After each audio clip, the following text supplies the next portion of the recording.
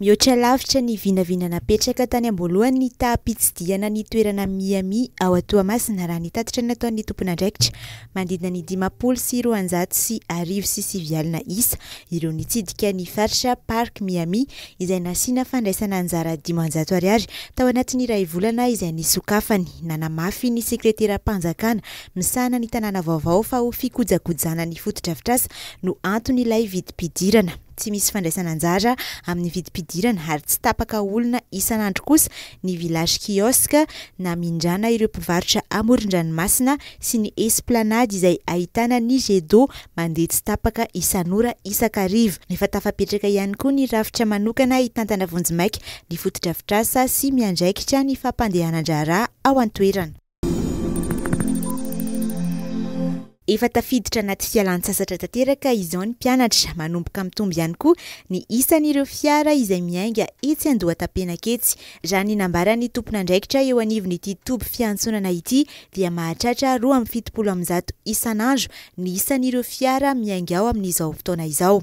Taorian'ny fanadinana BEPC no tena nahitana fisondrotana betsaka ny fiara miainga raha ny nambarany. Teo amin'ny 700 isan'andro teo ny miainga talohan'ity fanadinana ity. Any amin'ny lalam-pirenena faha-efatra mampitoena Antananarivo sy Mahajanga moa ny akamaroan'ireto fiara ireto no mandeha manodidina ny 4 alina ariary hatramin'ny 5 sy 4 alina ariary ny sarandalana amin'izany.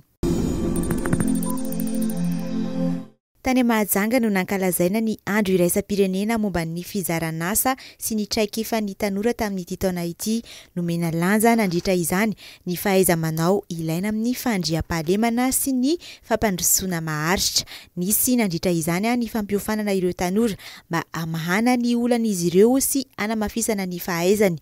Ireo fiofanana ireo dia mikendry ny ampitaovana ny tanora amin'ny fahalalana sy fahaiza-manao ilaina amin'ny hoaviny.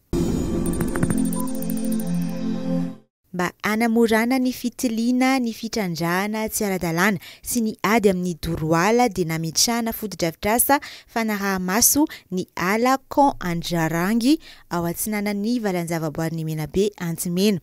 Ahitana toerana avo afaka hitiliana ny farisala, itobian'ireo mpanara-maso ny ala ary natao ihany koa andrindrana ny ady amin'ny afo raha sanatria ka mitranga izany ao amin'ity toerana ity. Ankoatra izay dia azo ampiasaina itobian'ireo mpikaroka ihany koa ny toby ka hanamora ny fivezivezen'izy ireo ao anaty ala.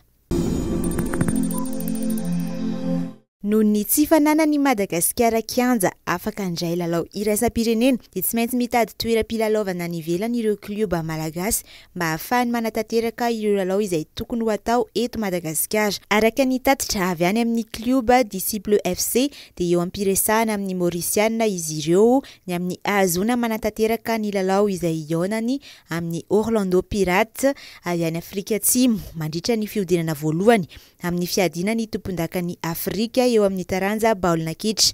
Andrasana amin'ny herinandro ambony moa ny valiteny raha ny voalazany ity klioba tompon-dakan'ny Madagasikara ity. Tahaka izay ihany koa ny LGK Plus izay manampikasana ny hanao ny lalao ifandonany amin'ny Luanda Sul avy any Angola mandritra ny fiodinana voalohany amin'ny fiadinan'ny amboaran'ny Confédération Africaine amin'ny baolina kitra koa izy ireo.